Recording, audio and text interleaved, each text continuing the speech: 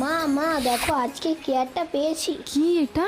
খুব সুন্দর তো। দেখেছো মা কেমন চকচক করছে? একজন তো আমার কাছ থেকে 200 টাকায় কিনতে চেয়েছিল, কিন্তু আমি দেইনি। আচ্ছা, তাহলে তুই এখনই যা, এটা সোনার দোকানে গিয়ে বেচে দিয়ে আয়। তুই এর সঠিক দাম পেয়ে যাবি। ঠিক আছে মা। দাঁড়া, কি তোর হাতে ওটা দেখি? দৌড়াতে দৌড়াতে কোথায় যাচ্ছিলি এই ফালতু জিনিসটা নিয়ে? মা বলেছে এটা স্বর্ণকারের দোকানে বিক্রি করতে, তাই এটা আমি বিক্রি করতে নিয়ে যাচ্ছিলাম। তুই কি ভাবছিস স্বর্ণকার তোর কাছ থেকে এই ফালতু জিনিসটা কিনবে? 1 টাকাও দেবে না। যা, তার থেকে এক কাজ করে এটা আমাকে দিয়ে দে, আমি তোকে 1000 টাকা দিচ্ছি। শুক্রিয়া ভাই। আরে কেউ বাড়িতে আছো?